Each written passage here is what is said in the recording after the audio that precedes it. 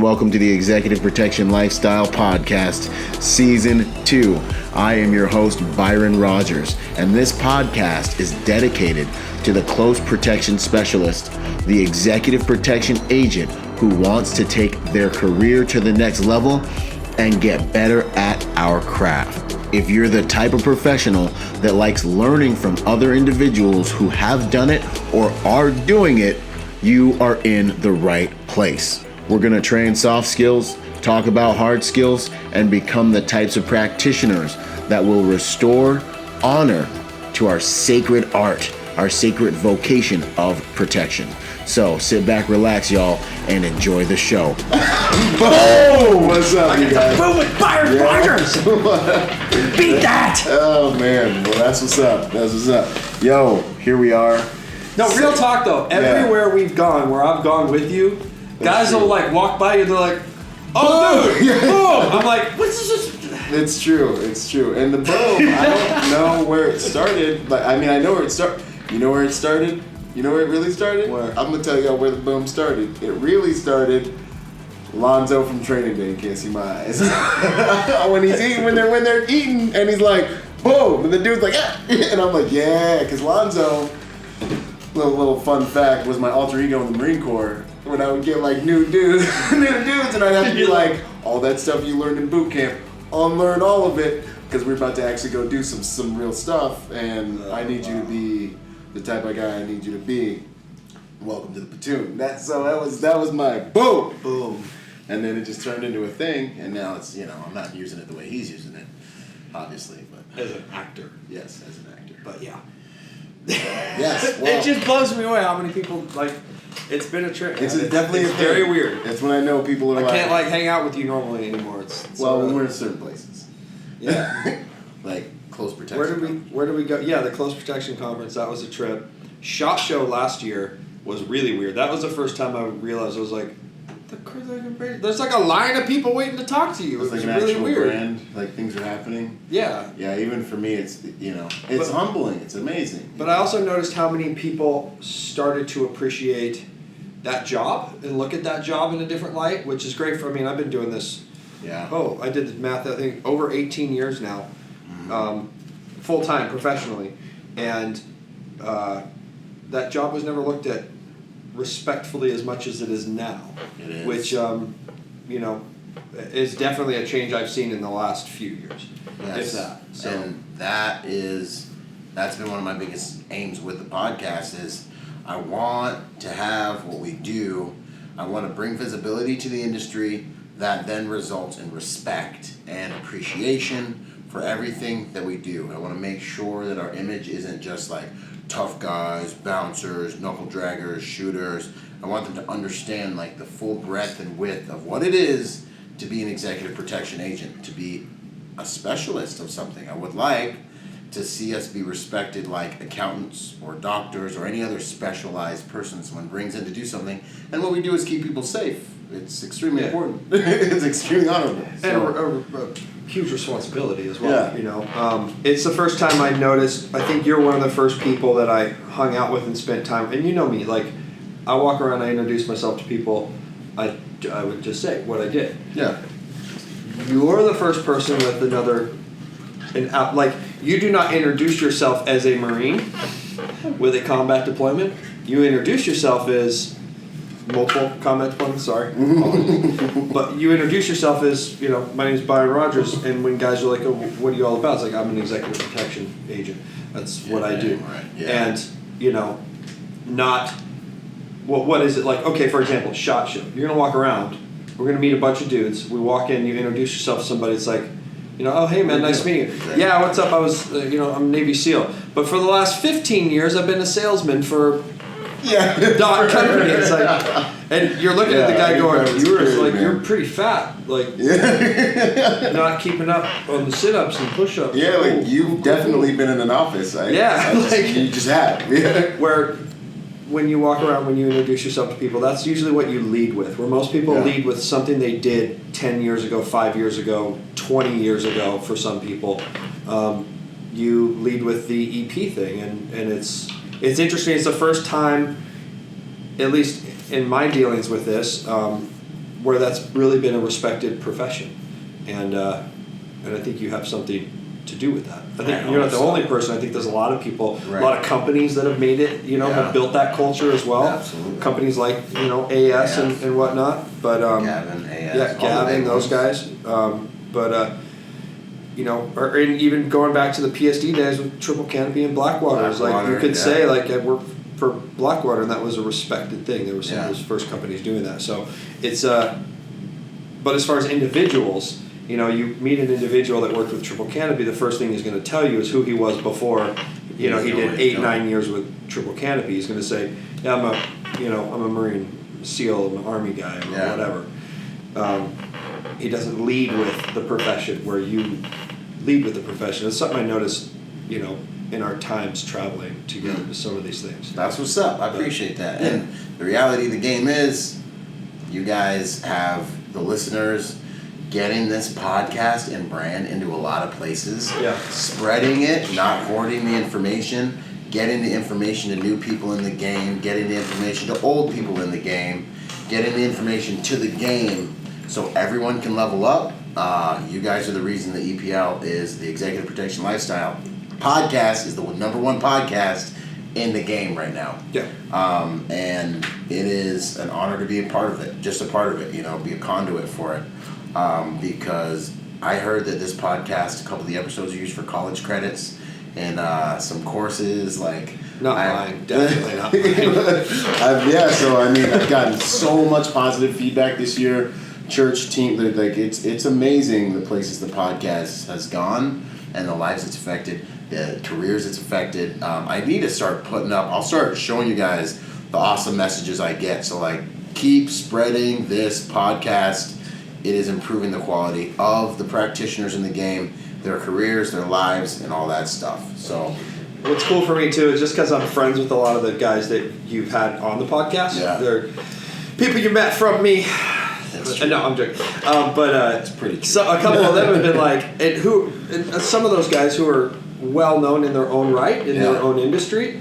But who was I? It might have been Yosef, and he was like, "Yeah, man, I'm hanging out in a mall with my family." This dude walks up to me and goes like, "Yo, man, it's nice to meet you. I'm a big fan." And he's thinking, "Oh, maybe I met you in the Marine Corps or something like that." He's like, "Yeah, I saw your podcast with."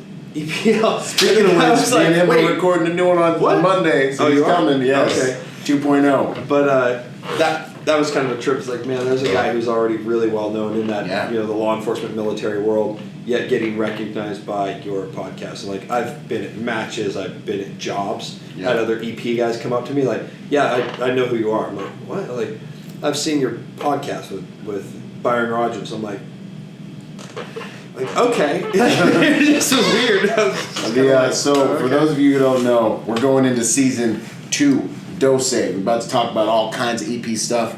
Take what we did the first year and kick it up to the next level. There's a lot of improvements I made to the production, and there's also a lot of higher quality guests because as you're climbing, people start paying attention. You guys have given me good ratings. And so we have gotten good ratings, and so now I get access to some more cool kids in the toy box. So here we are, episode 1 of the Executive Protection Lifestyle 2.0. And for those of you who don't know, Luke Agajanian he's kind of like a permanent fixture around here. He pops in and out. We work together. I work for him sometimes. He works for me sometimes. But he's the guy who got me into the game. If you guys haven't listened to it, go back to season 1. I think it's like episode 2. Getting into the game, we talk about how he was used to bring me into this game by the grace of God, and the rest is history. We traveled the world and did all kinds of things we can talk about and can't talk about. So we could write.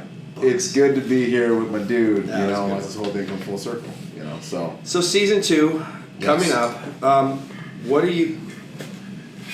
I guess is there anything you would change from season 1 going into season 2? Like anything maybe you wish you did more of, did less of? So a major change that's going to happen is Executive Protection Lifestyle Podcast is going to be a little bit more private security centric, a little bit more centered on the executive protection industry. Mm-hmm. There's still going to be a lot of content for everybody, like law enforcement officers, moms. Essentially, this is a place for you to learn protection from executive protection specialists or private security professionals. Mm-hmm. So your job might be police work, which protection measures may be a component of that. If you want to learn how protectors are doing their job and like professional protectors are doing their job, this is the place to be. A place for industry professionals to level up their game. A lot of stuff that's going to be like, this is how you can show up in the digital age, increase your skills, but market yourself better. There's a lot of good guys that just don't have good marketing. I have a number of initiatives that are basically designed to help you guys learn how to market yourself in a digital age. This podcast is one of them. The Training Day, Executive Protection Training Day Success Package is another one. If you haven't checked that out, check that out. People are getting awesome results. So really, this is going to be a little bit more private security centric. And the podcast episodes I do with other professionals like Navy SEALs and like Green Berets and Delta Force, like cool dudes that are kind of not really executive protection centric, but are protectors in their own right. Mm-hmm. You're going to start seeing those also pop up on the Protector podcast, which is going to be under my other company, Protector Nation. So leading into that, that was my next question. Right. My next question was, Protector Nation, go. What is it? What do you hope to achieve with it? And what's it about? What's the game? What is that whole thing about? Okay, so the Protector Nation, basically, I believe that in every single demographic of people that's existed since the beginning of time, there's been a demographic of protectors. In America, there's a demographic of protectors. In the world, there's a demographic of protectors. Regardless of background, there are protectors out there, as seen in a lot of these human threat scenarios, active shooter scenarios. With the one last week in Texas, you have an individual who stands up with a sawed-off shotgun in a church. You have another individual who stands up and, by the grace of God, puts him down. It's an amazing thing. It's a righteous thing. I think protection is the highest way to serve your fellow man. No greater love than this, than a man that would lay down his life for his brother or for another. So I think protection is a righteous way for strong people, because you need a skill set, you need ability, you need these things to be able to do this job well. So I think that we train and we do the things we do to become more efficient and effective protectors and serve on higher and higher and higher levels the more skilled we are. Nonetheless, the Protector Nation is all about feeding, investing in, strengthening that demographic of people that wants to be better protectors. And I believe that if I can make more people good at being protectors, what's going to happen is we're going to make the world a safer place increasingly. So the whole slogan to the brand is making good people dangerous, and teaching you guys how to be peaceful but not harmless. So that's going to be a whole digital world where I'm going to put out products and things like that to help people from their living room get better. The Protector Symposiums that are going to then result are going to be all about, I can't make you a black belt inside of 48 hours, 72 hours. This next one's going to probably be 72 hours. But I can give you software, I can expose you to teachers that are going to make you improve your protection game, and I can develop content that you can watch from the comfort of your own home, and you'll be a better protector. So that's, the Protector Nation is just all about setting up a network of protectors and supersizing, investing in that demographic that organically, you're a protector. Even though you work at Pizza Hut, you want to be able to protect your family. You need to be able to protect your family. You need food, water, shelter. You need to be able to protect what you've got. And I want everyone to be better at it. So this came up in conversation last week, and I'd like to just kind of get your input on it. But a lot of times in my experience, I'll have people come to me, and I'll be encouraging them to basically just get to a place where they can do something. Right. And they looked at me and they're like, "Well, man, I'm not like you." And I'm like, "What do you mean by that?" It's like, "Well, I'm not in the position where I might have to, defend somebody or protect somebody." And then I looked at them and I said, 3 times this year, or not this year, sorry, 3 times since I've been married. So let's say in the last 4 years. Yeah. 3 times that I can recall right now in my head, or at that moment in time, was I in a position where you could look at it and be like, I literally saved that person's life. And One was a medical issue, guy on a motorcycle accident right in front of me, and got out, was able to apply a tourniquet to a compound fracture, et cetera. Not as sexy, it's a medical thing. But I watched a motorcycle fly, and I think I did something. And then luckily, about 5 minutes later, a guy stopped, and he was a fireman that was getting off of work at that time. He was able to render aid. It's middle of traffic. Took the ambulance like 15 minutes to get there. And they looked at me, they're like, that tourniquet right there could have saved his life. So that's one. Two are a little more sexier, where I literally saw a man beating a woman to death twice in 1 year, and I was able to contact the police department and, let's just say, put myself in a position to stop him from beating that woman. Yeah. And one of the times I was able to begin rendering medical aid to the woman. That's just me as a civilian. That's not me on the job. That's not me working. That's just, I drive. One of them was I'm walking my dog around the park, and I saw it at the park. Yeah. And then the other one was I pulled up, to my house. This was across the street from my house. And those are 3 moments in the last few years where, because I had that training, because I have that confidence, I was able to help somebody and protect Possibly them. save a life. And I looked at him and said, that had nothing to do with my job. I wasn't on the clock. I wasn't on the hours. I was just living life in a fairly nice neighborhood. Yeah. Both of them. It was like in Southern California. This is Southern California. The houses are $1 million. What's your problem? Yeah. And there's a guy smashing a woman's head in on the curb. Right. It was bad. And I looked at them and I said, did I end up in those situations because I'm, At work? because I'm at work, or because I'm being paid to be there, because I'm in a bad neighborhood or something like that? We No. probably mitigate 90. There's probably less of a chance 9% of the time with most of the jobs we do. Yeah. Except for one. we mitigate so much that it's probably less of a probability. Yeah, absolutely. So I use that as an example to this guy. Like, you're going to come across it. You're gonna have that. Like, I didn't have to pull over, but I saw a motorcycle go flying, and I saw a dude sitting on the ground. Yeah. And I knew, me and my friend who I was with, we were on our way to the range. I knew we could do something about it. Yeah. So I pulled over, and I was able to, render that medical aid, and luckily I had a tourniquet in my truck, and it took a tourniquet. That was it. But I just mentioned that back to the guy. So when you hear that from people, like, well, I wasn't in the military. I'm not law enforcement. I'm not this. I don't have this background. I encourage a lot of people, like, no, that's not true. Anybody can learn these skills, or at least put themselves to a level of confidence where they can protect people. And what do you say to people who kind of come back at you with I'm not a cop, or I'm not this.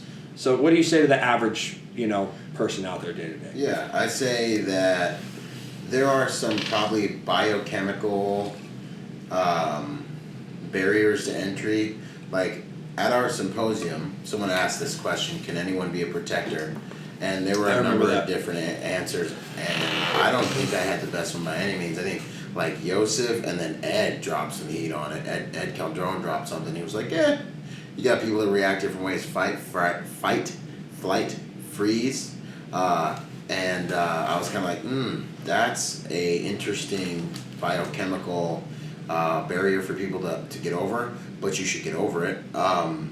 So some people might have an organic, like, protector type mindset, but to me the reality is simply that in this world right now, you won't, if you even for 1 second want to be considered a good person, I don't think it's not good enough anymore to just be politically correct and be nice to people. Yeah. If you want to be a good person in today's world, the reality of the game is you need to learn how to protect people, and you need to learn how to save lives. If you don't have these 2 skills, you are actually choosing to be a victim, and that's no longer good enough.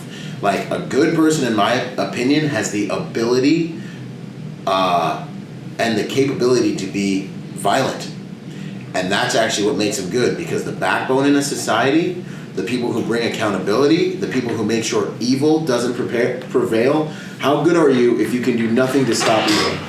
You're just a victim. You're not good. To be good means you have the power to stop things, and you reinforce the positivity in your society and the positivity in your world. That's righteous. That's good, And so without that, you're just a sheep, and that's not good. So, in my opinion, Everyone is culpable and responsible for it. You need food, water, shelter. And in order to be good to your family, and to be good to those who love you, and to be good to those who travel with you, and to be good to those who share the room with you and share a venue with you, you need to be able to contribute to protecting them and saving their lives if anything negative should happen. Because the probability is realistically increased, and to do nothing about it is to not be diligent or prudent. You're literally ostriching, you know what I mean? Where we're seeing these things happen constantly and choosing ignorance over reality. And it's not bad. The unfortunate reality, but actually the reality, who are we to judge if it's fortunate or unfortunate? The reality is the person who dominates the environment is generally the person who's better at violence once these types of things happen. And wouldn't you rather have your family look at you and say, thank God. Thank God. The people in that church in Texas right now are looking at, I don't want to say his name and give him any more publicity than he's gotten, because, you know, he's probably trying to live his life. But that protector who ended that engagement like that, how many people are saying, thank God that he was there, and thank God he made that shot, and that psychopath with a sawed-off shotgun in the sanctuary didn't get to run rampant like we saw the one a few years before in Texas run rampant. And I believe the body count was for sure in the double digits, somewhere around 20-something.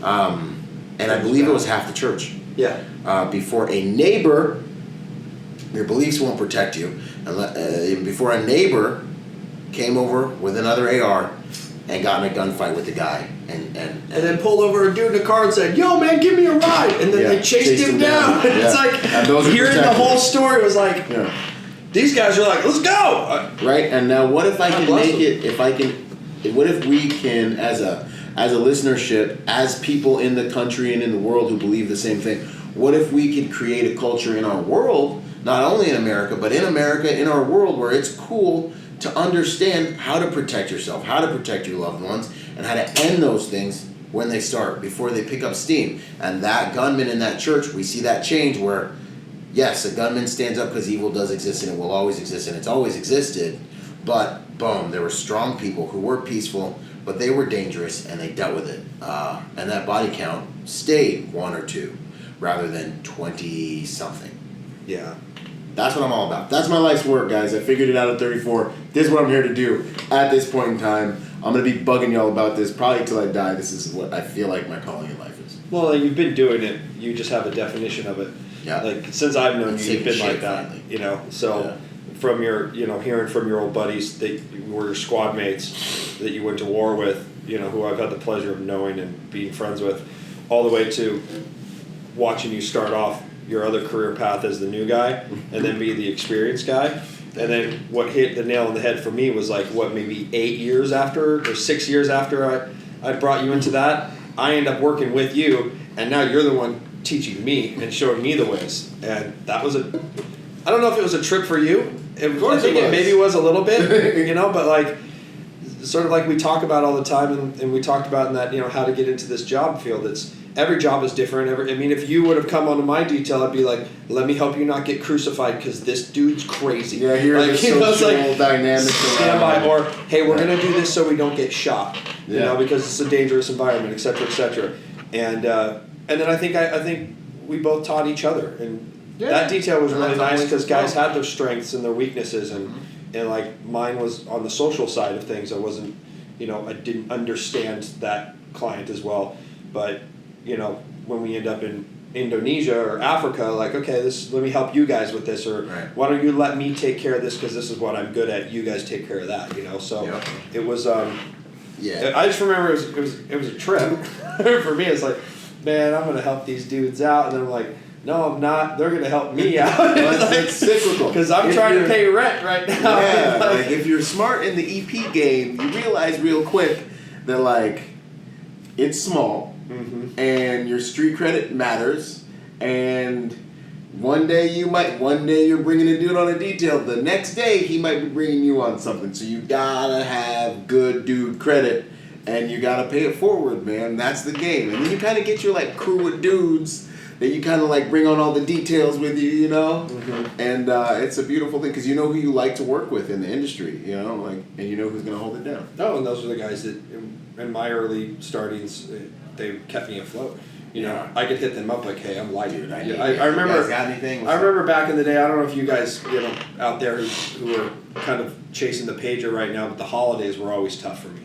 I always had, if I wasn't on a specific client, and I've been blessed, tremendously to have that. But when I was doing the pager stuff, I remember the holidays were always really hard for me.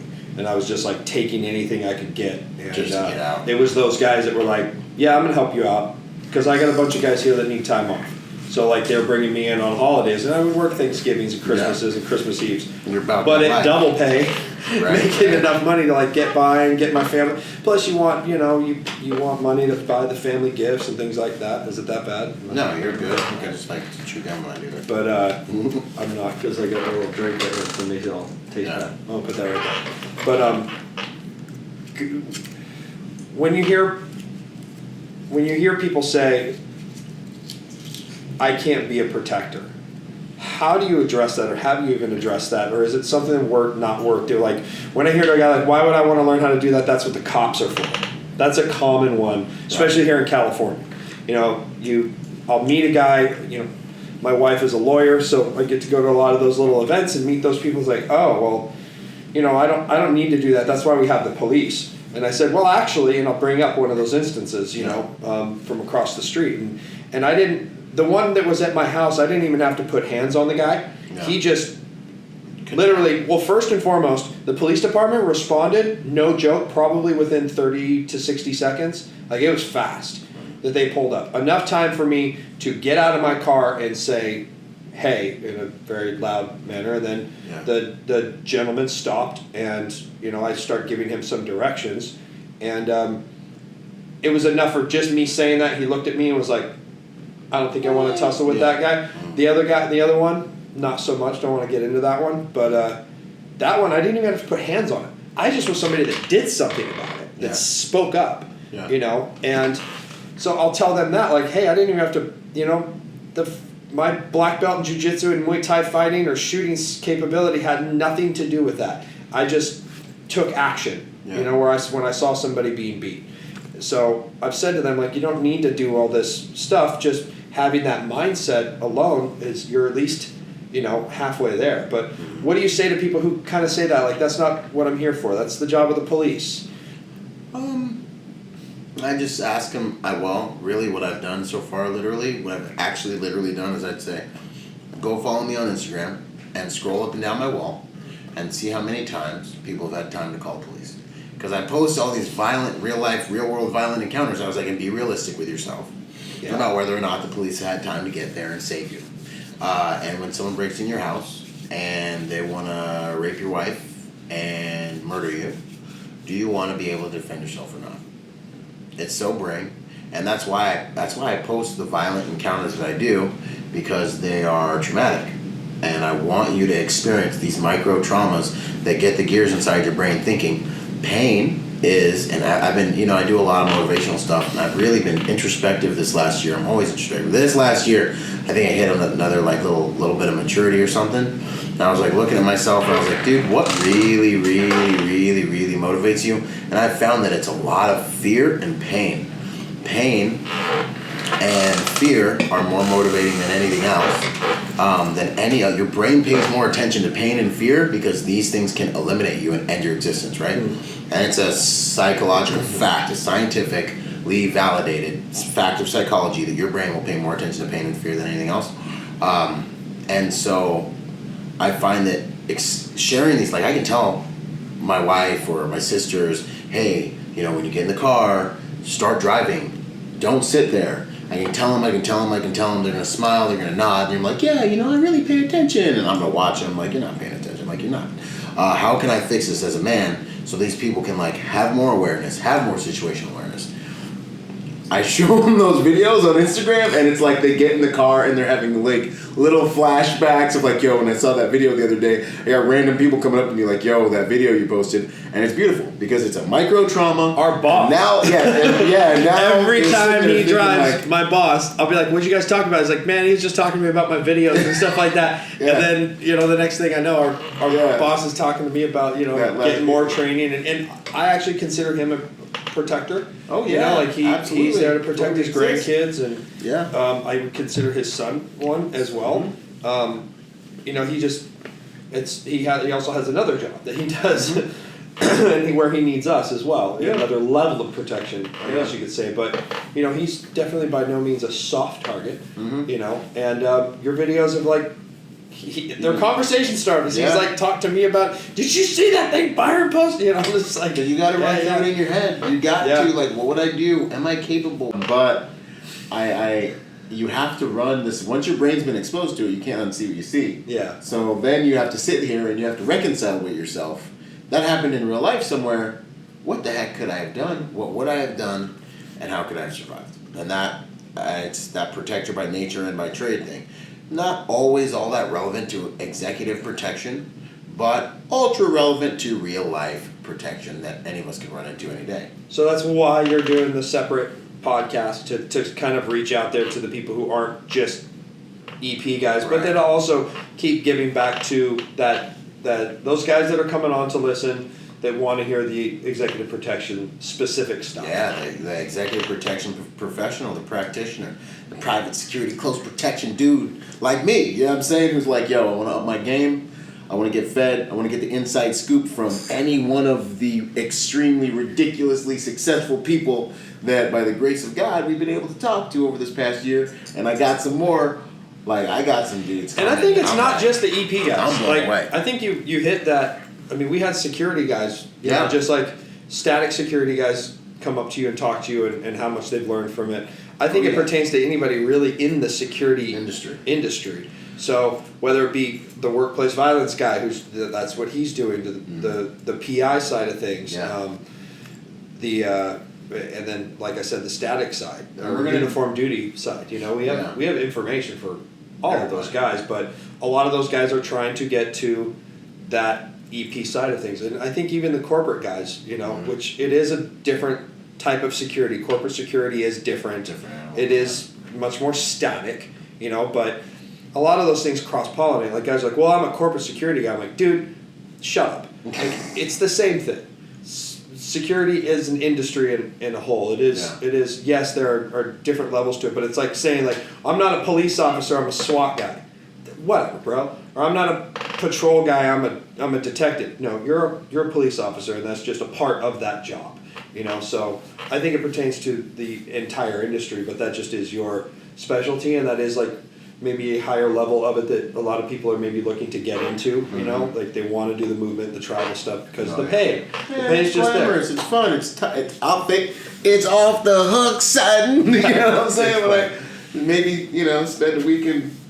Where'd you just go? Just suffering. It's like, yo, man. You sit back and you're like, this is why. It's not why I do it, but this is nice. When you called me, you're like, hey, I love this. I'm gonna be gone. I'm like, oh, that sucks. Where you going? I'm going to Hawaii. I was like, yeah, have fun, B. Don't worry, I got you. You have fun. You're suffering out I just gotta protect. It's just gotta protect. Having said that, I hated working Hawaii. Yeah. I was there on a detail. Basically, I was working for a celebrity hiding out. This person just had kids. We were getting away. No paparazzi kind of thing, Low pro. I was thinking I went with our buddy Kicker, and I was like, man, this is gonna be awesome. Within 2 weeks, me and Eric are island fever, just get us off this rock. We ran into you out there. When you're doing work, when you're on and off in some random place, and you run into one of your other boys, you're like, yo, what's up, dude? Yeah, what's up? Ruth Chris. In the shopping area. I'm like, what are you doing here? I'm like, I'm working. What are you doing? He's like, of course I'm working. We're both like, that's tight. And but for me, it was one of the. I just wanted to get off that island so bad. I lost it. I was just and everything just operate. Now, if I was on vacation, awesome. Everything operates a lot slower. People drive slower, and you know how it is in EP. It's like, hey, go ahead and eat.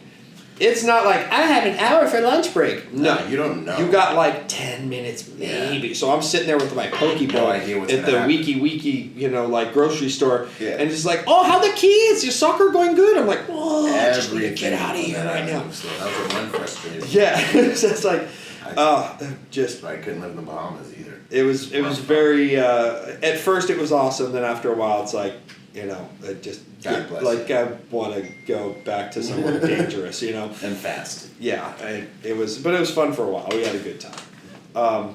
So moving forward, talking about executive protection podcast, kind of going back over the last year, as somebody who's leading the podcast, are you learning from that as well?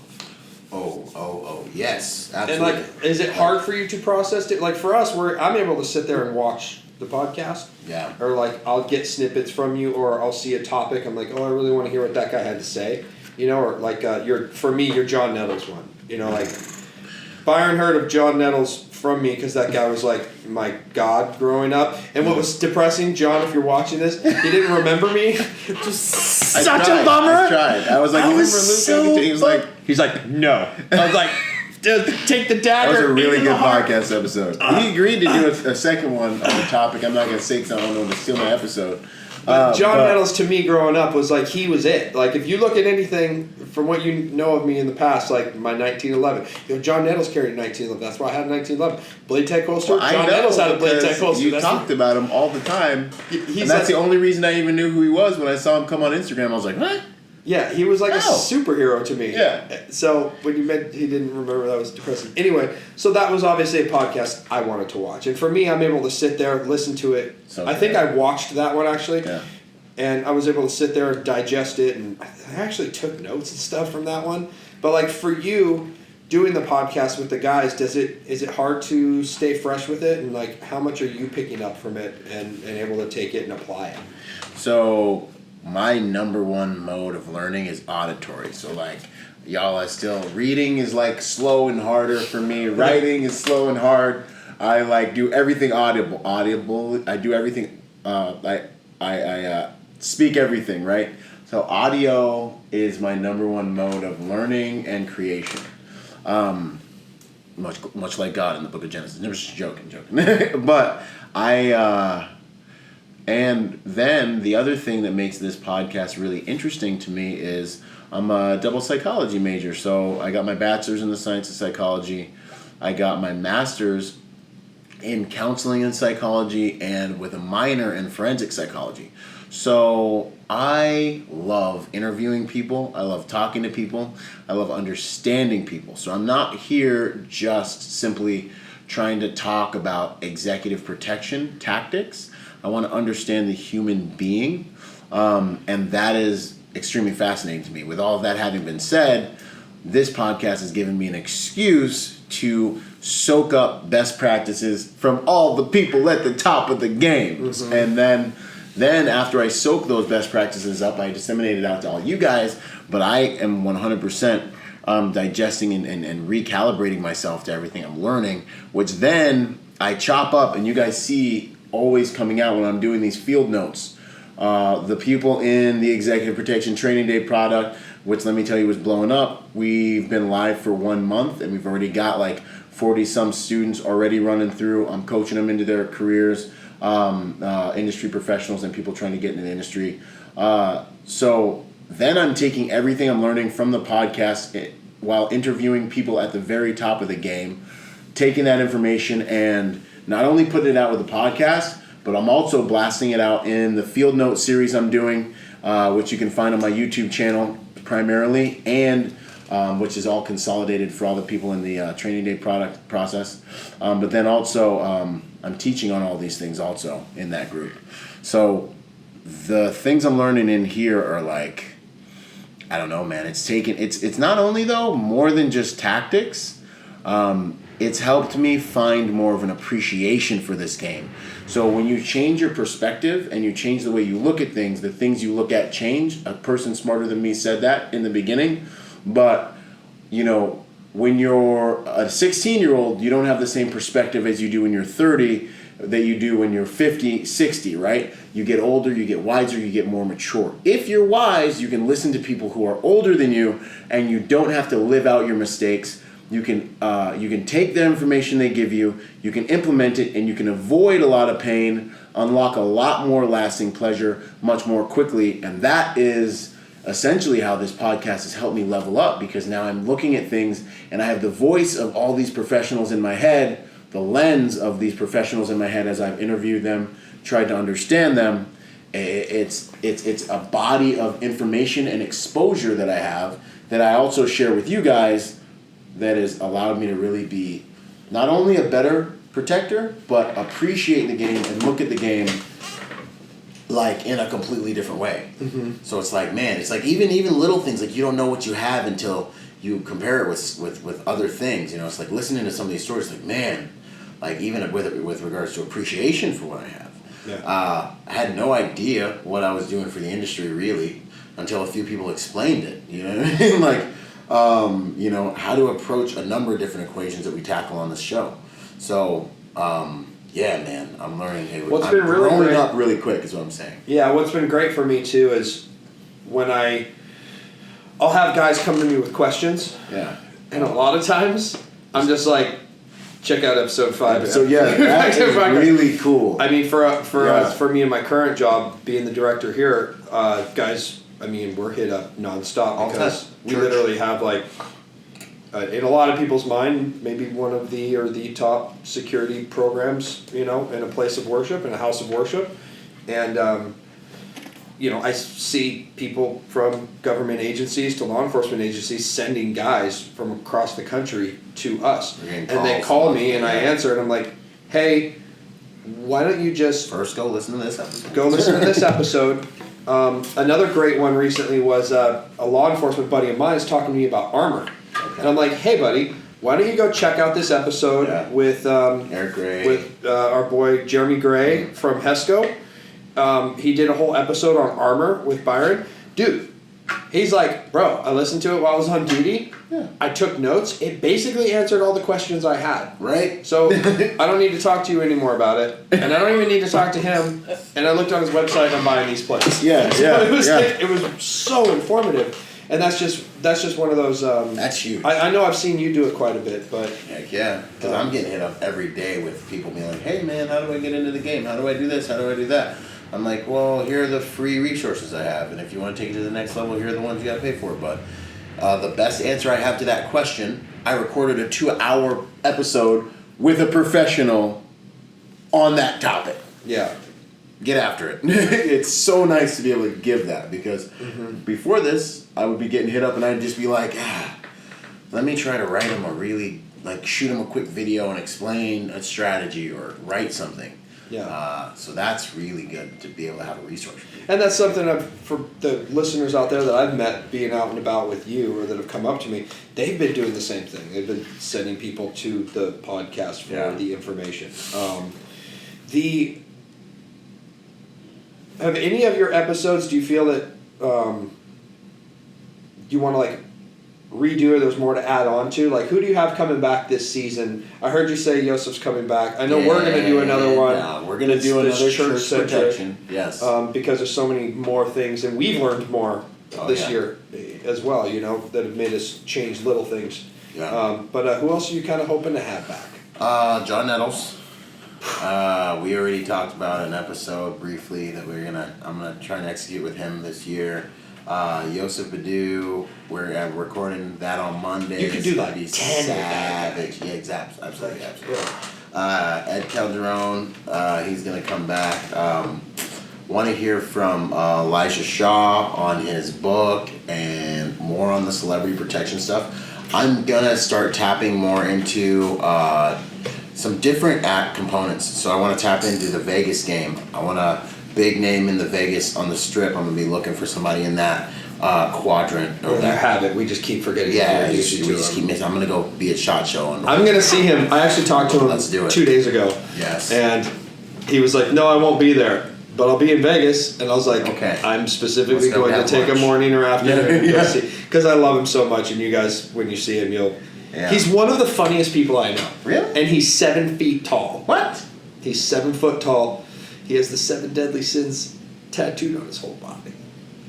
He's a scary human. He's 7 feet tall, like 3 something. He's fit. He's a 7 foot tall fit man who's a grandmaster shooter. Like, there's nothing I can do with this guy. He's like, if your wife left you for him, it'd be like understandable. if your wife left you for him, you just look and go, yeah, okay, I understand. I get it.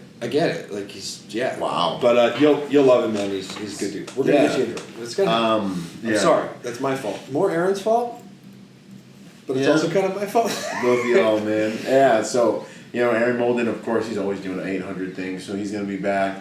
I want to get a little bit more into the messier. I like to call them messier, but like I want to talk to like some bouncers, like I call it full contact security because bouncing. These guys are. I wish every EP dude that I work with got some background in bouncing because you actually got to work. Like you got to de-escalate situations with irrational people. You have to do security there. You have to get out of fights. You have to get in fights and get out of fights. You know what I mean? So I want to talk and to do it legally without getting arrested for assault. Get punched in the face and like stop and like So I want to talk to some of those dudes at the top of the game. I want to talk to the hip hop dudes. I want to talk to the acting and singing dudes. I want to get into So this first year, as I looked at my kind of guests, it was very clean, very corporate, very executive protection. This second season, I want to get into like the green rush, dudes that are out there moving, figuring out how to do security for the green industry. You know what I'm saying? It's being done. I want to talk about it. Maybe some maritime dudes. That's scary too. Break into fighting some pirates. So these are the types of things I'm gonna be going after. And I know there are some pockets of there's a couple forces that are out there fighting human trafficking, and I know it's not necessarily like security, but it's like it's a private industry that's doing things that is protecting people. You know what I'm saying? So going and retrieving little humans that are being taken advantage of in that way, and doing stings and stuff like that. I want to talk about it. I want to add some exposure to it. I want to add some good guys who are listening to my podcast and looking for something to do, get contacted with these other good dudes that are literally being saviors to these little human beings that are being taken advantage of. So those are some ways I can see us doing some good for the podcast and for the people through the podcast. So those are some directions I'm trying to go. So with Byron. I'm friends with Byron. Our wives are friends. And I like spending time with Byron. But as of late, I've not been able to spend as much time with you because every time I call you, like, hey, Byron, you want to go shoot this match? Hey, Byron, you want to go to the range, practice? Hey, Byron, you're saying your new complaint outside of having all the jobs that you have, which is you're like a Jamaican. Yeah, man. It's awesome, though. I got respect. And you're still in the gym as much or more than me, which is super annoying. Thank you. But I hear you saying, man, I got to get these modules done. Yeah, man. These modules. Yeah, man, I got to get the mods done. The crap are you talking about with these modules? What are they? I know they're for the listeners out here. Yes. So what are they? Explain it to me and to them. At the same time. I want to know why I don't have a friend anymore. Right. It's just for a matter of time. So check it out. The modules are going to the training day success package. I'm doing my first teaching, my first kind of instructing. And so the executive protection training day is my way, because I've been getting hit up all the time. How do I get into executive protection? How do I market myself? And then they get in, and then I'd be getting all kinds of other questions. I'll give someone a strategy. And then what I did for a while this year was I was mentoring people. And you have some episodes. The episode with Kevin McCluskey, look it up. We talk about it. Yeah, that guy's balling. Super annoying. He doesn't even talk to us anymore. He shows up to the match in this work car. I'm like, car every time, just like, what's up? He's like, oh, hey guys, it's all dirt. Hi guys. Yeah. Like, why and are you he's in all this like luxury nerdy and vehicle? stuff. Like, I'm like, okay. So I've been showing dudes how to break into the industry. I've been showing dudes in the industry how to up their game, how to make themselves more marketable in a digital age. Yeah. And so that is the Executive Protection Training Day product package. Okay. So what I'm doing is, this is how I do executive protection. This is how I've done it for years. Right, wrong, indifferent. Not the way, just my way, okay? Not the best way, just my way. This is what has worked, and this is what has worked well, and this is all I've done, my only job after the Marine Corps since I was 18. For the last 10 years, all over the world. So this is what I do, and this is how I do it. So you're going to get the ology, but then I'm also marrying that with the social dynamics and principles for survival. So me and you will go to a detail, and it's like, yo, we show up on the detail, but we're doing 800 little things that is making us stand out in our team and the service that client's getting that day when me and you and a couple other dudes are on a detail. We're doing all these little things that make the client experience way better. And then, so you're trying to work us out of a job. Well, you know. I like that because like it's not everybody is like that. Exactly. And there are certain things that we get to go to, and you've told me before like that. We had that A-lister that you called me up. You're like, you want to make some money? I said, yeah, I'll go make some money that night. Like, it was stupid good money. But we showed up, and all you had to say to me was like, these guys are good to go. Yep. And I was like, all right, cool. And I think another time was with Caleb. Mm-hmm. Just Caleb and I went, and it was like he was like, you're fine. These guys are good. And I just know instantly, like, okay, they're going to appreciate what I'm doing. They're going to understand what I'm talking about. See it. And as long as I keep my nose clean, stay out of their way because it's their client. I'm just subsidizing, like some. I'm just an extra body. I think I was doing advances on that one. Mm-hmm. So like I did a hotel advance, and then we did a big party, black tie event. And we went advance venue. When the guy showed up, I just boop, boop, boop, boop, boop, boop, boop, here you go. But it was nice that he knew what I was talking about, but also, he you don't have to be so stiff. It's kind of like a lot more relaxing when you understand those social dynamics, I think. It makes the job a lot more fun, and you get called back. Yeah, so essentially, the modules are those teachings in a digital platform that people can just pay for, go on, watch, study at their own pace. The cool thing is, it's the most cost-effective course because you don't have to buy a plane ticket to get there. You don't have to spend any time you didn't already. You don't have to take time off work. You can upgrade your game from the comfort of your own home. Everything. And the other thing is, when I get a new dude on a detail, what do we always do? Sit him down in the car and I'm like, hey, bro, this is how you survive. Okay? These are the social dynamics at play. This is how you deal with interfacing with the client, with the principal, interfacing with the client, interfacing with your boss, interfacing with the royal court. This is how you survive an EP. And I always give that to people when I meet them on a detail to help them survive. So it's all that on a digital platform. And then those people also get a live Q&A weekly with me as well to make sure they're able to implement those things. And then once people start graduating, their profile is gonna go up on my wall as a graduate with a short bio that is marketed to all of the top executive protection companies in the industry to help them find work. Image, bio, boom, validated executive protection specialist who's gone through the executive protection training day product. So where does this differ from the executive protection class or 2-day class or whatever it is that is out there, which, by the way, and I'm available and Byron is as well, if you ever want to know about a class or like, hey, this guy's offering this training, we can probably look at a website or a flyer or something like that and tell you real quick if it's legit or not. And another great way is if you're hearing about it from a company you're working for already. So like that's how I heard about Max Joseph out here in Southern California. Yeah. I've never actually been to one of his courses. I only recently met the dude, and I looked at him. I was like, "You've made so much money off of me because I've sent so many people to you." For real, me too. And he's like, you know who I am, bro? There should have been 18 people this year that said Byron sent me. Do you know who I am? Yeah, like no, he's a good Marine dude. I sent Caleb to him, and he's like. He offered Caleb a job. Yeah, Caleb's on the flyer right now. I seen the flyer today. Yeah, I was like, but I sent him to anyway. But it was great to meet Max. But I only heard of Max because Barry Mosian, who was on your podcast. If you haven't heard that one, listen to it because he's got two. He's got the workplace violence deal and an EDC, and his gear game is off the hook. So and he's that's the president of a company. That is the guy who is hiring and firing people on a daily basis and filling contracts in the Southern California area.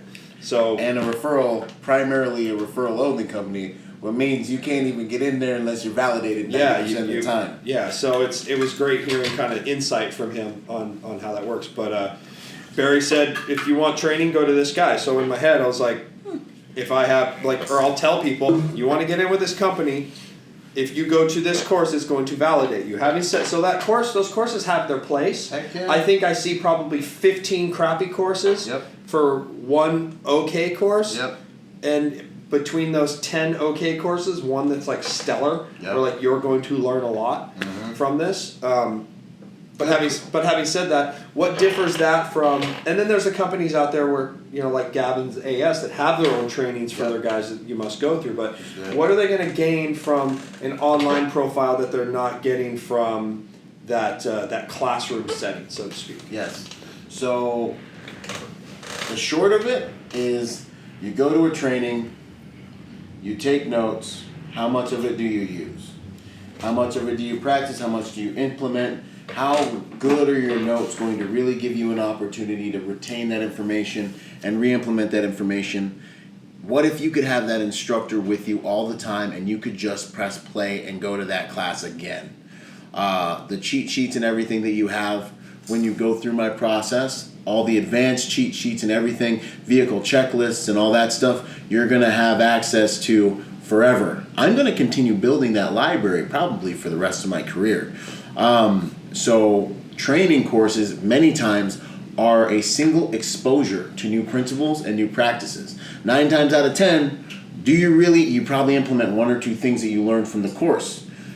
With this course, you have it forever. You can go, you know what, dude, I just got hit with my first advance I got to do.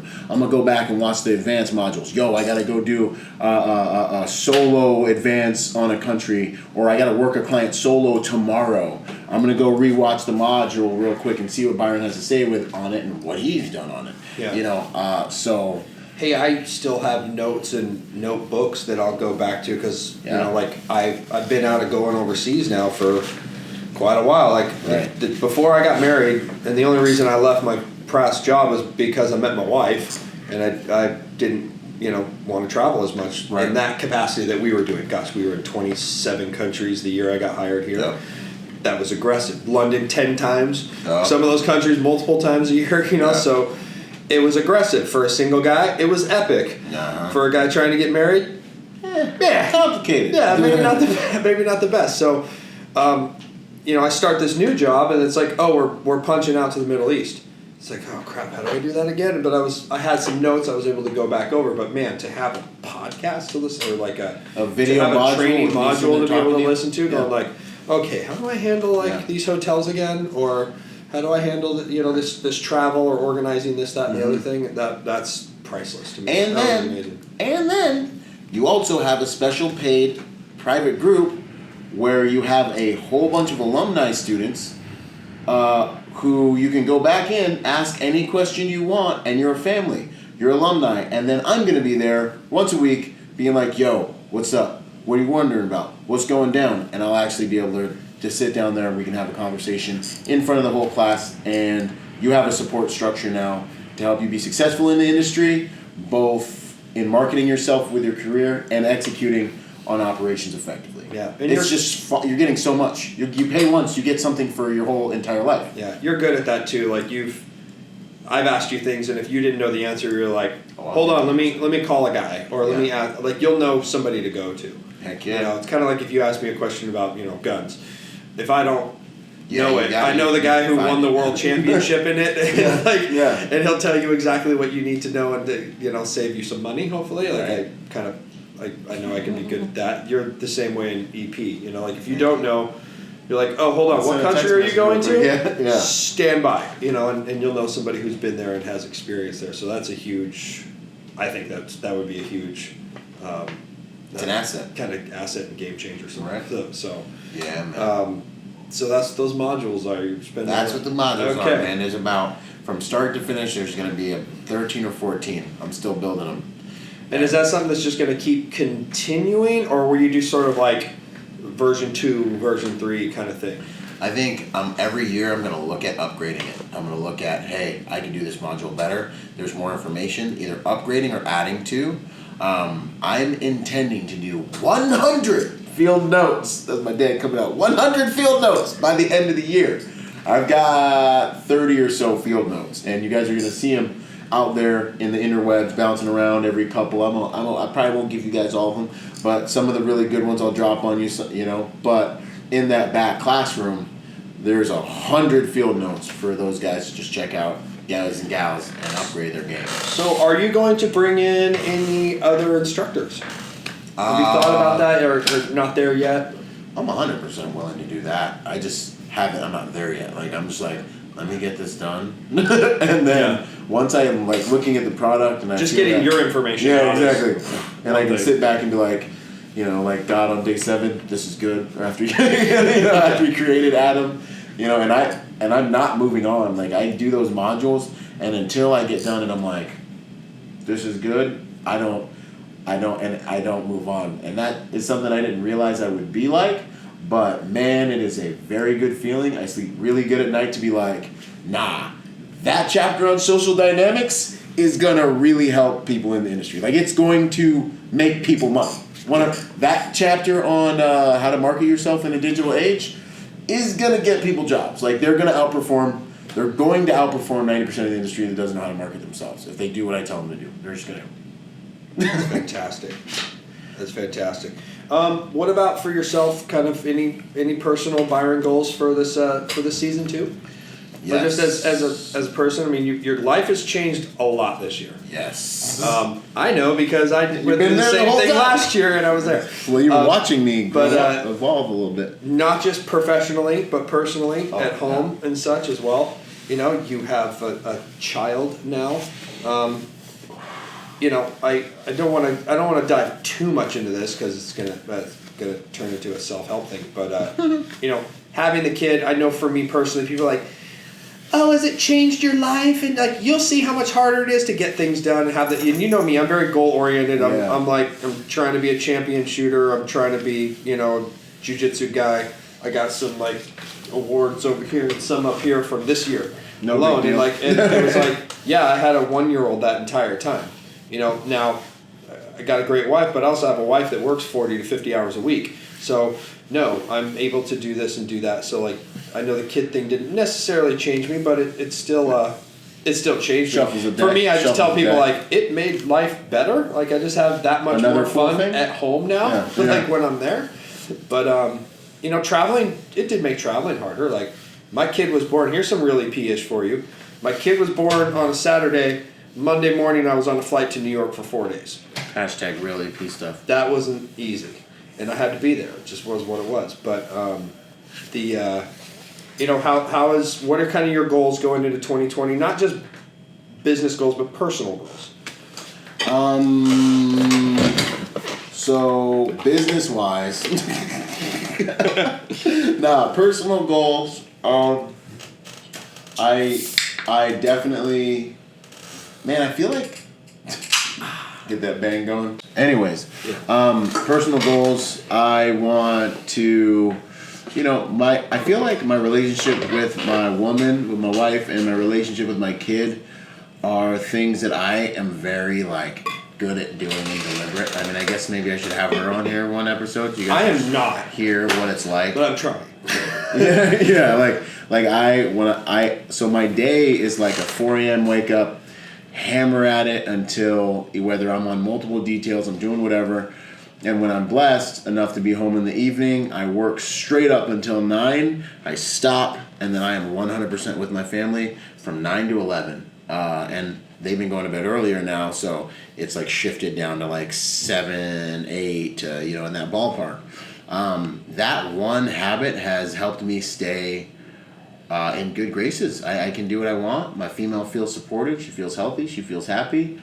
I feel healthy. I feel happy. I look the kid in their eyes, you know, and then I get after it and I get back to work. So personally, with that, that's kind of how I see that, just maintaining and staying, unless there becomes some problem that requires extra bandwidth out of me.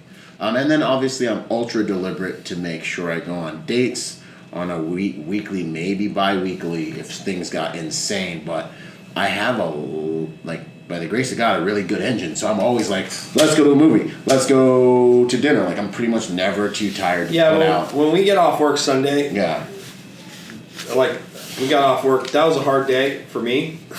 I'm like at home about to go take a nap.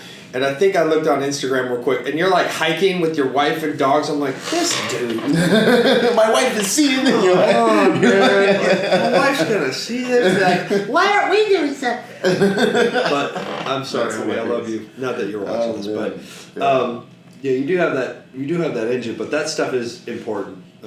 Yeah, we did. I did an episode with Kevin Fain all about the family, the reality of what the executive protection industry can do to your family if you're not deliberate. If you're not deliberate and you don't have an exit strategy, and you know what I mean, it was real talk. Mm-hmm. Like, it was real talk. Go look at that episode. It's in the last quarter of the year. Fain's on there, big black dude, savage. It's awesome. Yeah. On the personal goals side of things, outside of the family, like, okay, kind of what are you hoping to achieve this year? Like, do you have, is it just sort of like keep trucking, doing the same thing and keep money flowing in, or like on the personal side of things? I know you started martial arts, which is, since I've known you, I don't think I've seen you. You'll take classes here and there, stuff like that, but as we know, that doesn't really. It's not. Teach you how to be an expert, but exposure. You like have a trainer now, and like I was like, what do you like? Okay, you're gonna go once because boxing's not easy. Boxing's hard. It hurts the lungs. It's exhausting. But like, then I like hit you in the car the other day, and you're like, I'm going to boxing right now. It's like 6 a.m. I'm like, yo, you're still doing this? And you're like, yeah, I've been going a lot. I'm like, yeah. So I just identifying gaps in my own training has just been big, because I've been blessed enough to be able to get through things with strength and intelligence, but you never want to. You want to have more tools. So, I have a lot of tactics in private security, and like, let's, smoke and mirrors, let's hide the principal, let's move, da-da-da. But in terms of like, on my like full spectrum warrior stuff, we both know I don't have hand-to-hand martial arts really. So, I've also seen you throw humans across the room. to stop fights, yes. To stop a fight. I do possess a pretty decent belt. Did he just stronger than you fu, actually. I've been a practitioner for about 20 years and stronger than you fu, but like on the down south, I'm like a small dude. You know what I mean? Yeah. So yeah, I want to get hand-to-hand martial arts. I do consider gunfighting a martial art. Mm-hmm. But I want to get more hand-to-hand stuff in. A few of my followers, for whatever they call them, a few of my tribe members, I'll call them, on social medias, was like, yo, you got a lot of shooting videos, dog. Can you throw hands, pimp? And I was like, and I was thinking about my response, and I was like, I don't train that. I need to train it more. So got an MMA trainer. We're training private security, executive protection centric MMA. So stand up submissions, body control, striking, all that stuff that's just like, yo, if we're working, these are the types of things that should be pertinent. And then, sometimes we just throw hands and just start practicing that. So, yeah, man, I got a trainer. I'm not trying to be I'm not trying to compete or anything. I'm just trying to like shorten that gap in my training. So it's humbling though, huh? Oh, heck yeah, dude. It's different. It's like, the first time I did it, I was like, oh, damn, I'm a lot easier to knock out than I thought I was. Right? It's like, especially a guy who knows a little bit of something. Yeah, you start looking at humans different once again. Yeah. I started shooting, I started looking at Filipinos different. I start throwing hands. It's like that speed and efficient human is an issue if you don't know what you're doing.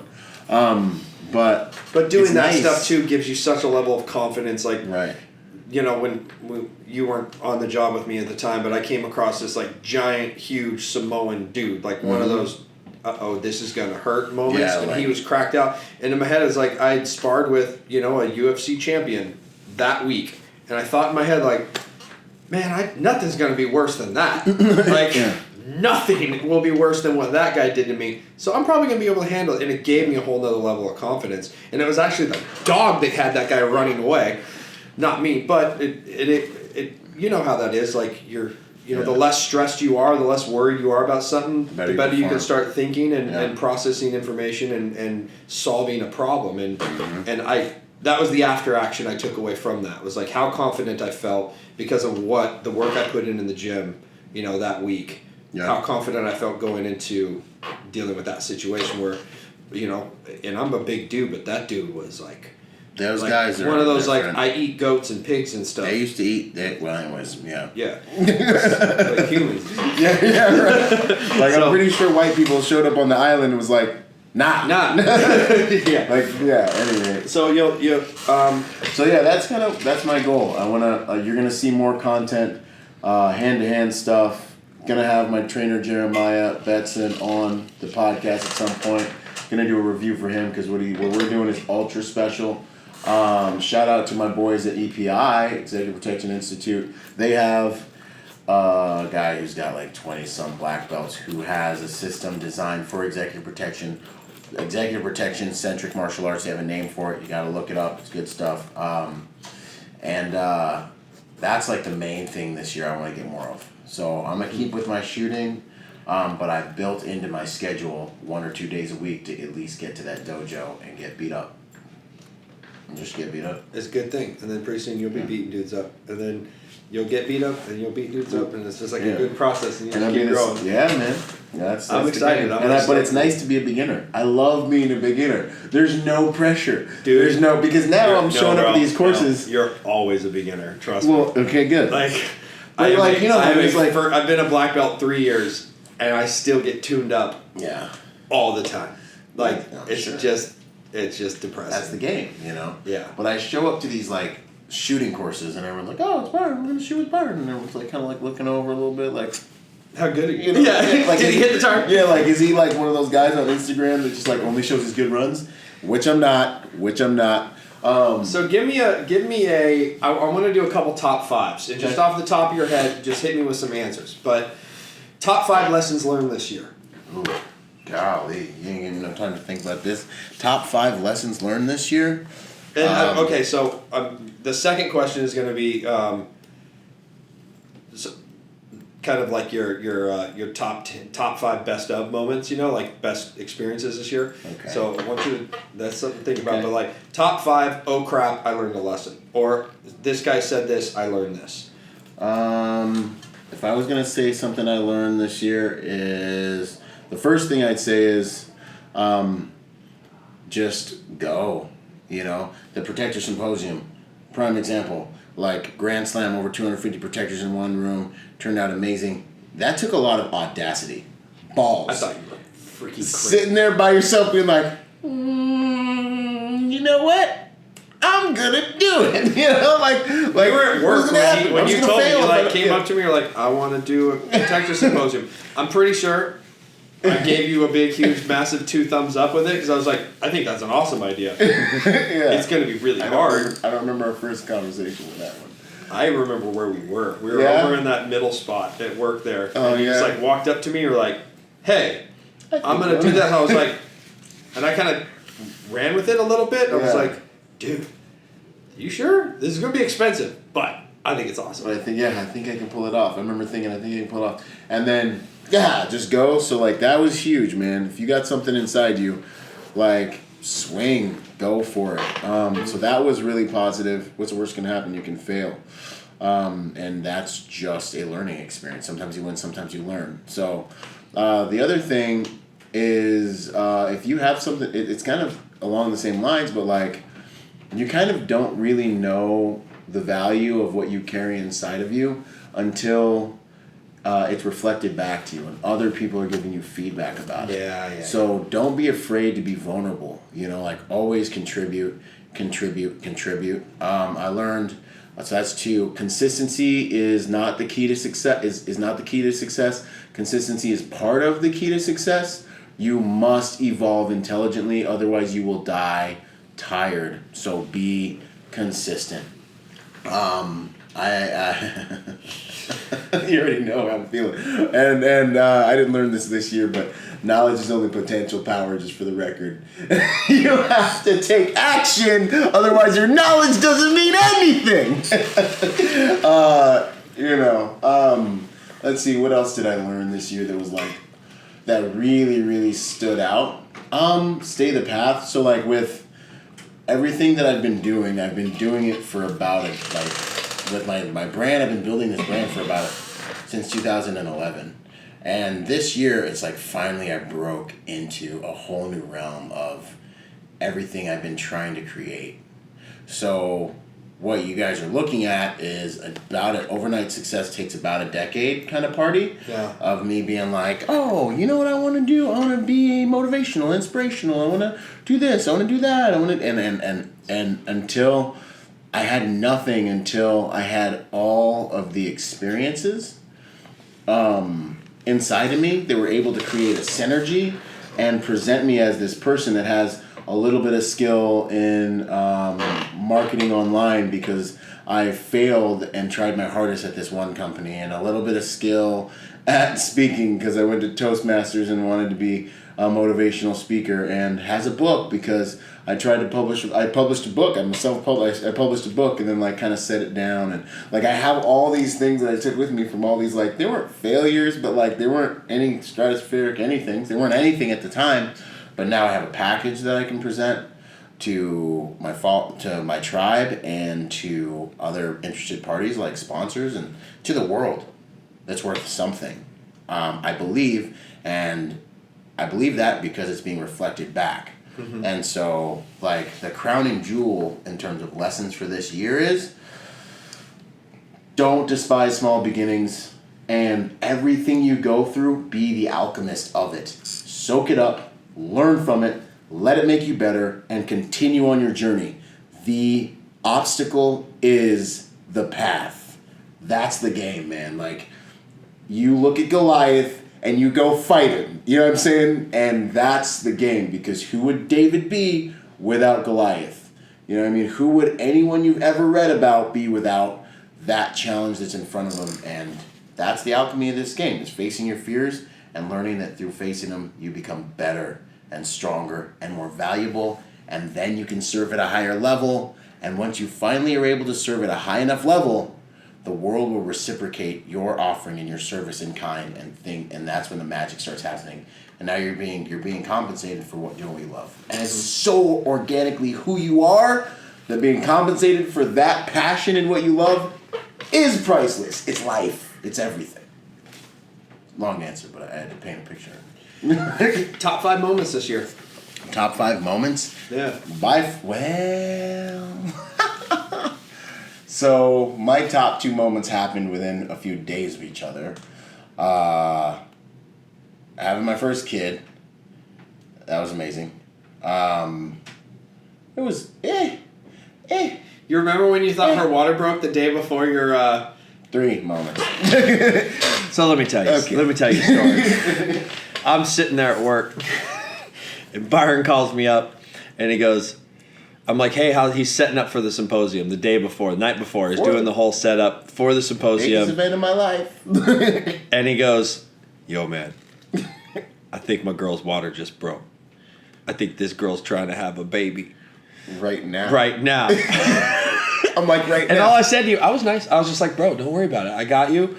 Everybody's got you. It's going to go off without a hitch. It's going to be a great program. I was so pissed. You were like, without a hitch, without me. I was like, are you kidding me? Of course you got me. That's not what I'm pissed about. I was so mad. I was like, right now, there's a whole universe of time. In reality, there's 1 to 2 days. I don't want you to have a kid. Now I can be honest about it. Right now is not the time. I was like, I didn't say that, but that's what I was thinking. I knew it was what you were thinking. I'm like, sorry, you guys are getting me raw and uncut now. I forgot who else. I think right now you're doing this. Yeah, I was with somebody, and I like looked at him and was like, man, his wife's trying to have a kid right now. I was like, hold it in. Yeah, I was like, does this happen? Is there any But way that didn't happen. It didn't happen. It didn't happen. Yeah. But so 1, having the kid. 2, the symposium. You know, it was amazing. You know, like the kid thing. I like catch the little girl. Boom. I'm like, yo, what's up? I got me a kid. Snipped the little thing, the umbilical cord, and I'm like, wow. But I know I'm not entirely like. I've been thinking about having children and rehearsing it in my head since I was like in 8th grade. Like I've always been like, this is gonna happen. Blah blah blah blah blah. So it wasn't like shocking. It was just like, okay, cool. Like everybody does this. You know. So for me, the real feat is gonna be when that little human grows up to be a respectable, responsible, strong, intelligent human that is an accurate outpicturing of everything that my family and my code represents. When I look at her and she's like, you know, buying her first piece of property at like 18, you know, and like is like deciding what she wants to do because she's.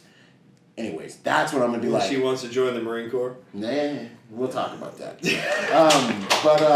You know, so that was amazing. The second probably biggest moment was that the water breaking thing where I was like sitting here like, Father, really? Like, are we? I mean, come on, you know. The other moment that was just like euphoric and surreal was the entire symposium, where you're sitting here staring at your Frankenstein, and all these people are in this room, and it's like this beautiful thing, and it's like it feels like a family, and like regardless of background, people are just like, wow, you know, they're just kind of like appreciating something you're contributing. The other moments this year that were very interesting was, dude, when we won the concealed, when we went and got first and second at the close protection conference.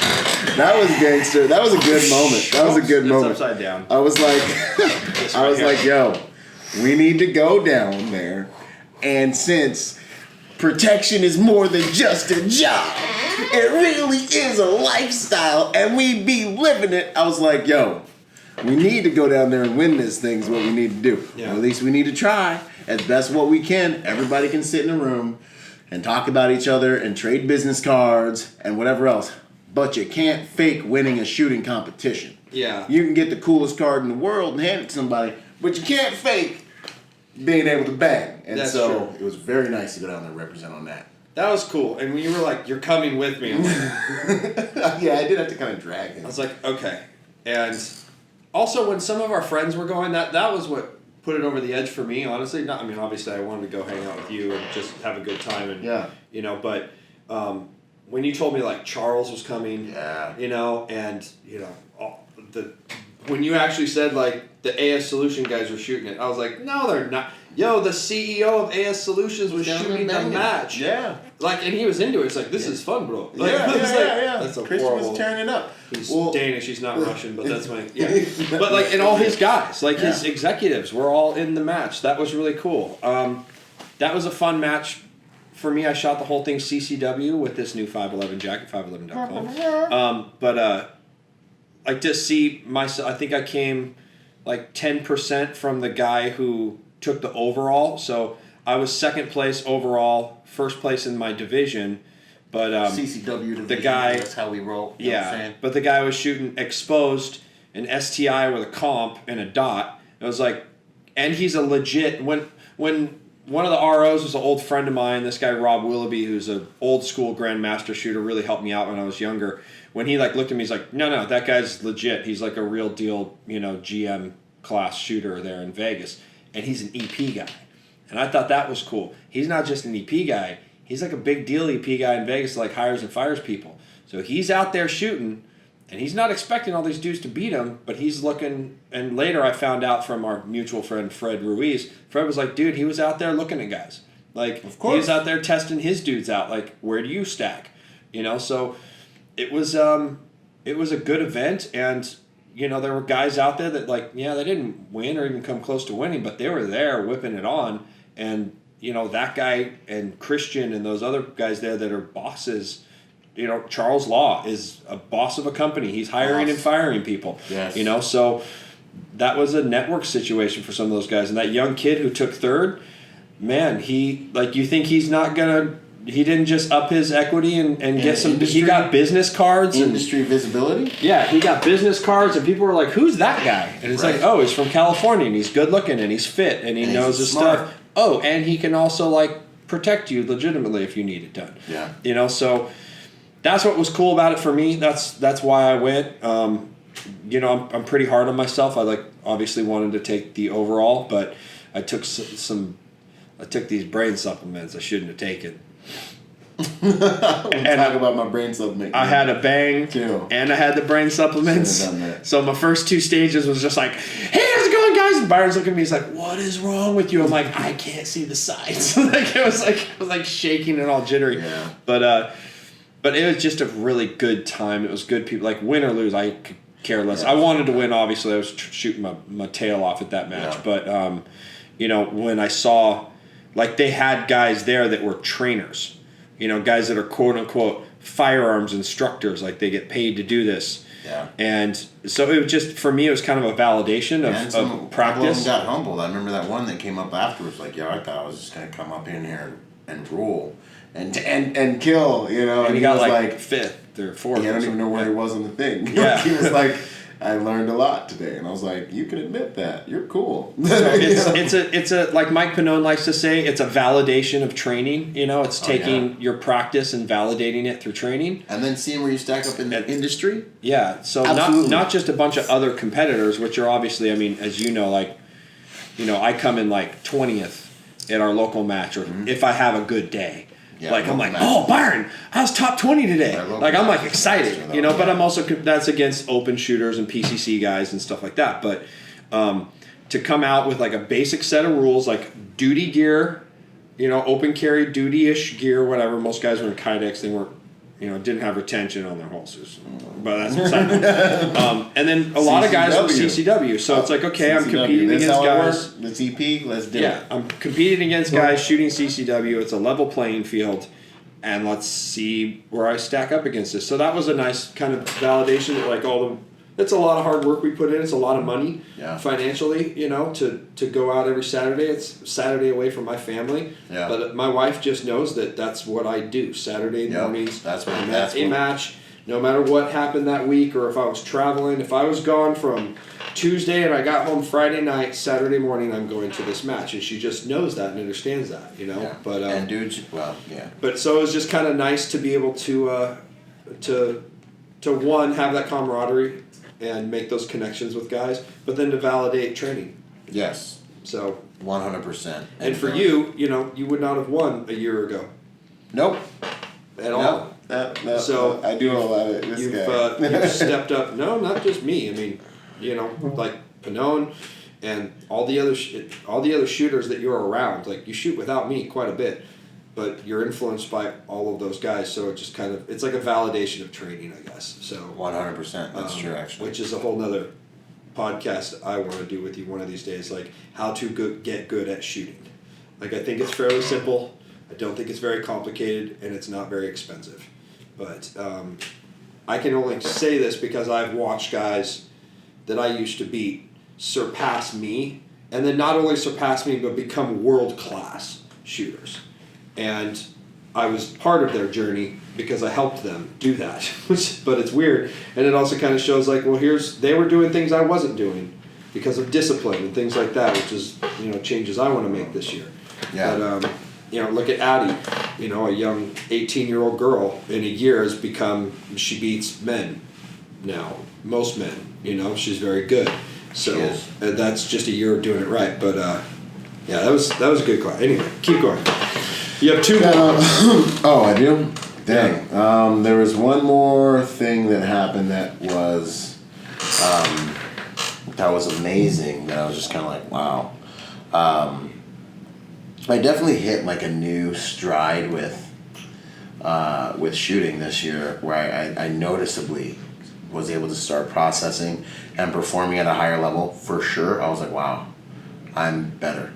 Like, that was kind of in the first question too. It's like, stay the course, because I remember being like, man, am I just always going to be kind of like mediocre at this? And maybe I will, but there was definitely a distinct moment this year where I was like, whoa, all right, now I've been doing this for like, I think it's been almost 2 years now, and it's like, okay, now I've been shooting these competitions for this long. I'm actually like pretty good at it now. Like I'm better at it. I noticed I leveled up.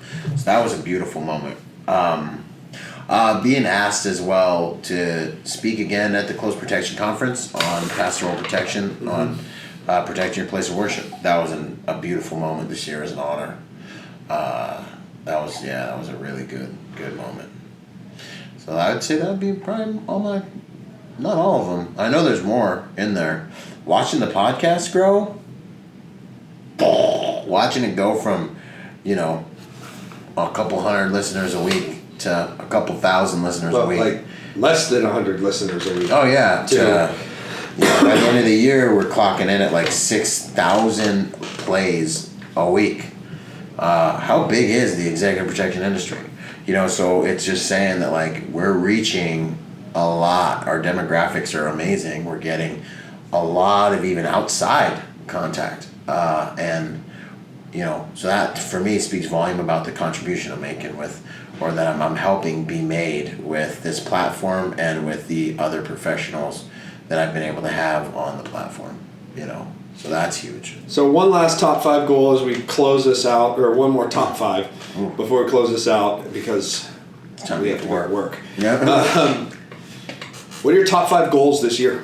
Top 5 goals this year. And that can be not just encompassing the podcast, but just personally. Yeah. So top 5 goals. Protector Symposium 2.0 is going to be better than the first Protector Symposium. I'll tell you this much. We intend to do something that's going to give every single person that shows up the opportunity to learn from kind of who they want to learn from, and kind of a little more pick and choosy kind of menu kind of situation. And then we're going to do one more thing that's going to give us all a hands-on component if we so choose to participate in it. It's going to be amazing. So there's some of the feedback I got was we want to do something hands-on. I'm like, I got you. So we're going to widen the spectrum of what you get at a Protector Symposium. We're going to add a hands-on component, and that I think is going to be fantastic. So there's that. The second major goal, which I think we're approaching quickly, I want to put. So the goal was to put 100 people through the training day success package. We're already clipping in 40-something protectors. So the goal was 100. I'm going to hit that in the next month or two. I'm going to say I want to see 1,000 people go through that process, learn how to do their thing, and upgrade their skills. Because those skills, I would love to see those skills permeate the industry. It will make people perform at a higher level, both in finding opportunity and doing the job better. If I was going to say my third goal, this podcast, I'd like to see us double what we're doing right now. So I'd like to see us looking at that 10,000 listeners per week mark, but also with the Protector podcast, I'd like to see that one also come out the stalls and hit at least 5,000 listens per week as well. So I want to have these 2 podcasts like talking guns, as we say in the Marine Corps. Let's see, what else is on the professionally? I really want to build my YouTube channel. I think YouTube is a really good medium for high quality content. So I can give you a 2-hour conversation like this. I can give you a 5-10 minute actual video where I can really get you information through YouTube. And I looked at my YouTube channel the other day. I got a little over 2,000 followers on there, and I've got over 400 videos on there. So I've been at YouTube for a minute. So I like to see that really, really blow up, because the quality of the content I can give you on YouTube is way better than, say on Instagram where I got 1 minute, or IGTV, which I think is becoming more of a thing. It is, yeah, for sure. But I have a bunch of videos on there too. So yeah, I want to build my YouTube out a lot more. And then I think those are really my goals for this professionally. And, I'd like to get a 6-pack by the end of the year. All You don't have. I mean, I got like the first two. like have a 6-pack. You're like Caleb, like one of them more vascular. airbrushed ones, you know. Like I got the first cut, like 2 on there. You know. So we're gonna end this how we started it. One of the first podcasts we ever did. We did a show and tell. So I'm gonna ask you. Wow. And the first time I didn't even want to do it, and he said it, and I was like, I guess I'm on. Well, we were live too, so I didn't have a choice. Yeah. We're not live right now. No. Are you gonna cut it out? No, I'm not gonna cut it out. So what are you gonna show and tell? You gotta have something cool on you can show the peoples. I have something very cool. Boy, he's wearing his helmet. Of course, he's got something very cool. That's not right. I have something very cool. I'm just set it over here so I'll get it. And it's the exact same thing it was at the beginning of the first one, too. It is. That's hilarious.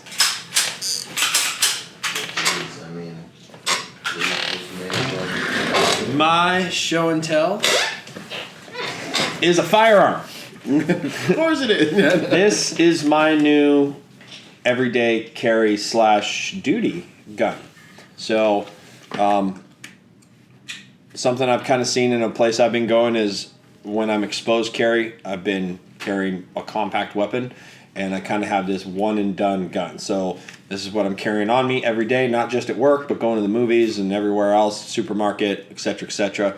I do have a little 5-shot I will throw with me sometimes, like when I'm walking the kid, or I'd like to run with my kid a lot. So when I'm doing a run, I'll take a little 5-shot with me because we're in these we're in the wilderness and such.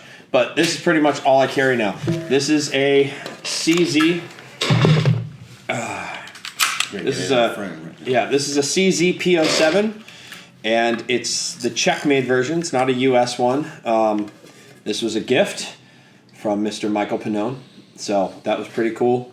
And it's got his little. And he doesn't sell guns because he doesn't give guns away. So I don't know. I don't do that. You probably can't see, but there's his little logo right there. So that was pretty tight. And then I sent it off to CZ Customs, and they cut in the Aimpoint Acro.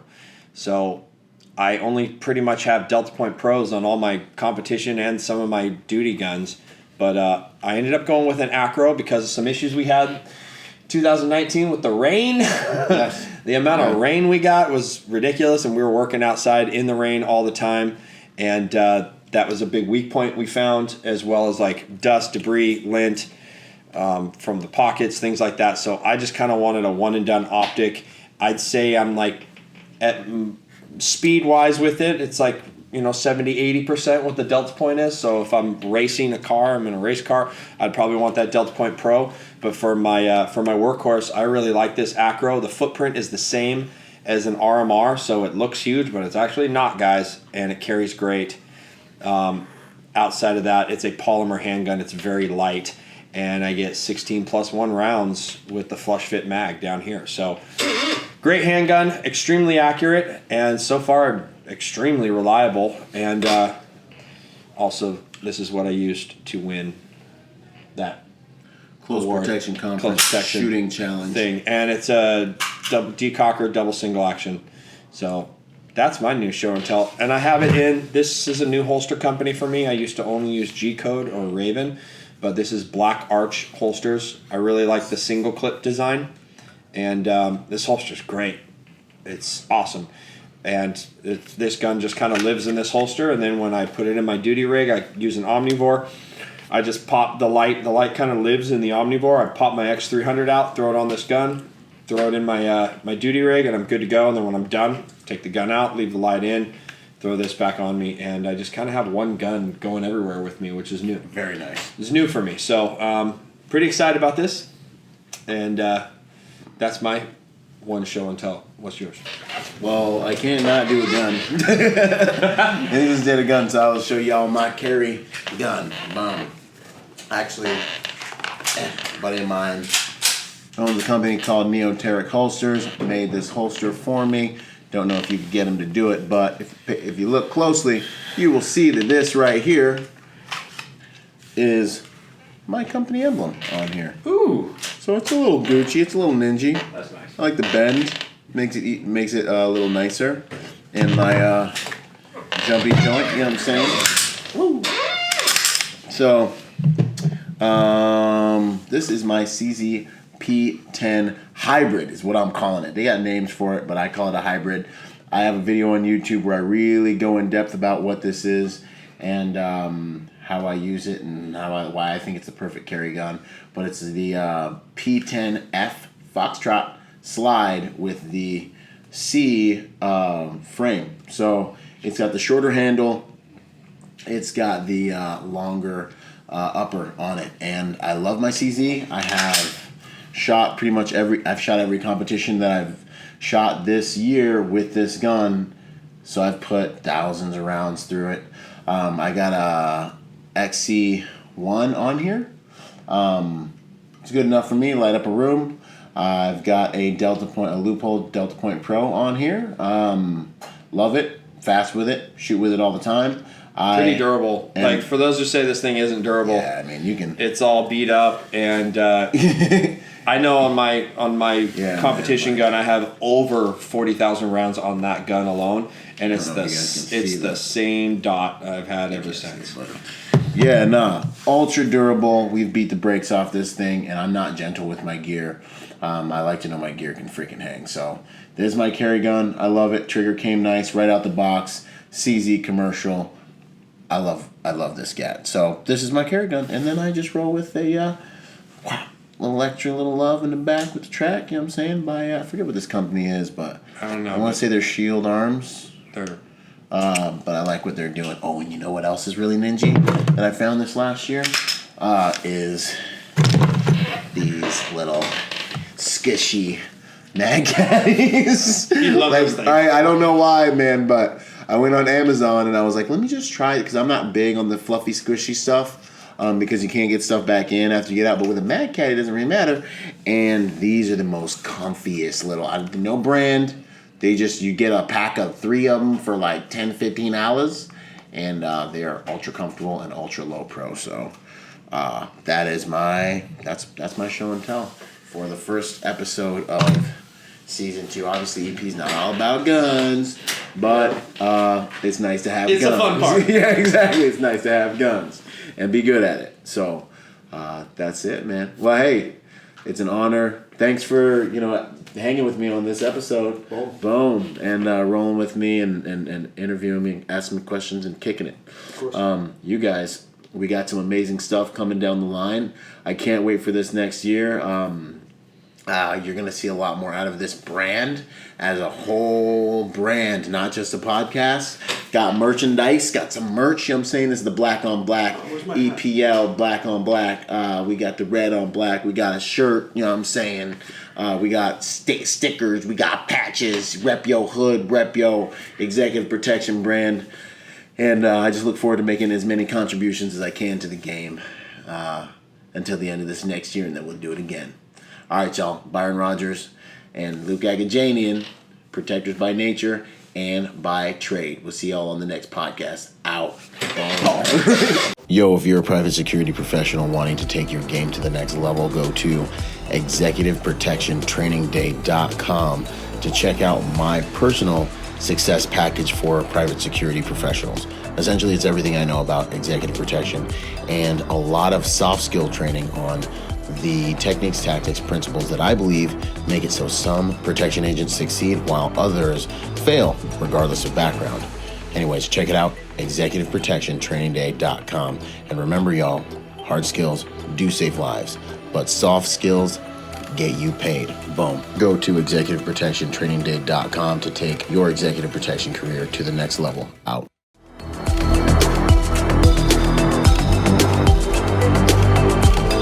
Boom. And to support this podcast, go to executiveprotectionlifestyle.com and contribute to our Patreon account. That Patreon account is what helps me make this podcast possible, contributing to this brand, what we're doing here, making it so that I can bring better guests on, making it so that we can plan more events and just expand the contribution to the private security industry, and also to making America a safer place by teaching people how to protect themselves and the mindset behind that, the lifestyle behind that. You guys are already killing it. $1 a month. $5 a month, $10 a month, $20 a month, whatever you can do that you know you would probably just lose in the mattress anyway or spend on McDonald's. Hey, you want to put it towards something that's going to good use, put it towards a podcast, and get involved in our Patreon account at executiveprotectionlifestyle.com. And if you want to find me, that's byronrodgersmotivation.com. Do whatever you can, contribute whatever you can to that Patreon account, because it makes all of these things possible, ladies and gentlemen. So much love. Thank you, and thank you for making those contributions. You guys rock. We're already doing amazing there, and it's just because of you guys. So thanks once again for those contributions. Boom. I hope you guys enjoyed that episode of Executive Protection Lifestyle Podcast. This whole entire thing actually just started off as a Facebook group that blew up and is one of the fastest growing, if not the fastest growing, executive protection Facebook group online. So if you haven't joined the Facebook group, join the Facebook group. Follow us on Instagram and check us out at executiveprotectionlifestyle.com. If you want to find me, that's byronrodgersmotivation.com, and I'm on all the social media platforms, Instagram, Twitter, Facebook as well. So until the next podcast, y'all, stay sharp out there. And as I say it, one mind, many weapons. Talk soon. Out.